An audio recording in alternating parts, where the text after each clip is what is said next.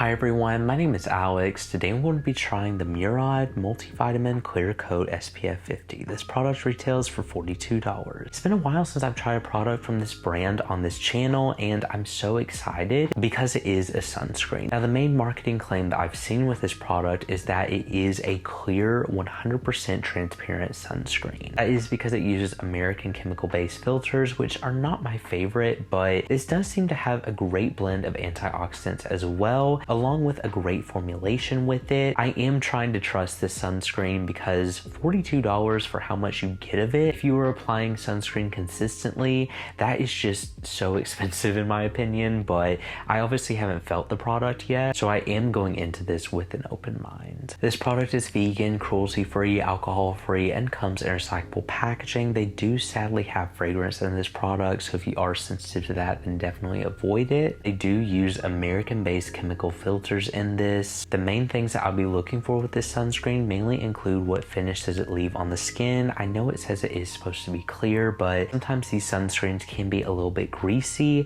I also want to see how this sunscreen wears and how it does at protecting my skin overall. As for anything else, I'll be continuing to do check-ins, so I will see you all in the next check-in. Hi everyone, I'm here to give you all a quick check-in on this product. I am in natural lighting so you can see an accurate picture of what it looks like, but this is a 100% clear sunscreen, so you're not going to get a white cast with this product at all because this is the finish.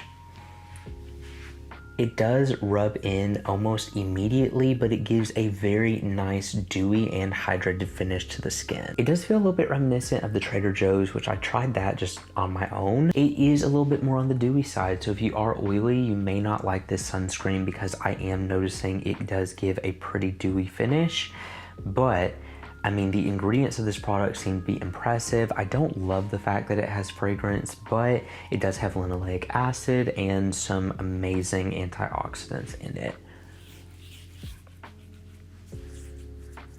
Doesn't really have much of a smell, honestly. It kind of just smells like a sunscreen, but you can immediately see that the finish is very dewy with this product.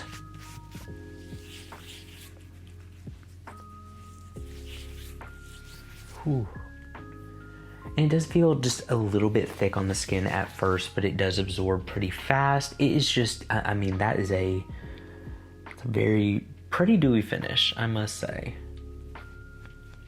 So oily skin, this may still be a little bit thick for you because it does kind of feel like an oil. It does calm down a little bit, but the dewy finish does pretty much stay there. So I do feel like this is more designed for combination to dry skin.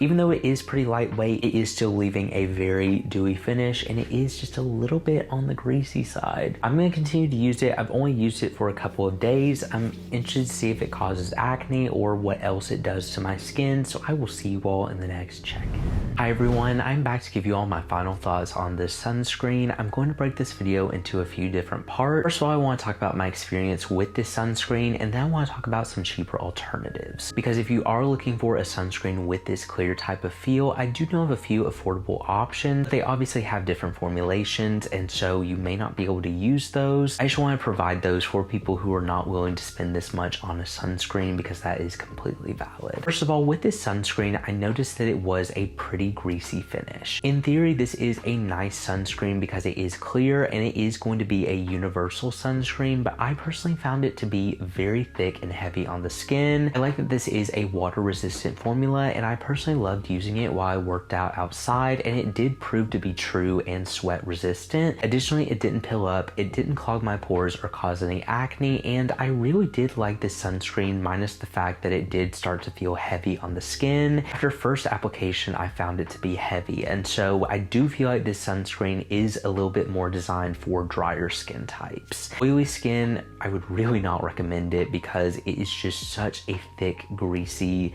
almost feels like an oil on the skin, which I am personally able to tolerate it. Would I repurchase it? I don't think so, but I don't feel like I would repurchase this product because I do know of two cheaper options that I personally preferred more. First of all, you're not going to get the level of SPF protection protection that you get with this sunscreen. It does have beautiful ingredients in it. It is a fairly simple ingredient list, but it does have great antioxidants. But this product does have fragrance in it. I did want to provide a fragrance-free option, which is the e.l.f. Whoa Glow Invisible Sun Touchable Sunscreen. They have a glow version of it, but they also have a clear gel version that feels almost like this one. It has the same silicone texture without being greasy on the skin, and it also doesn't have any fragrance on it. Also, fraction of the price. I don't like paying a ton for sunscreens because you do have to go through them so quickly, and when you are getting the standard 1.7 fluid ounces, even though it is a great antioxidant sunscreen, it still is pretty expensive, and I do feel like I liked the e.l.f. a little bit more than this one. It was a little bit less greasy. Trader Joe's also has a wonderful water resistant sunscreen.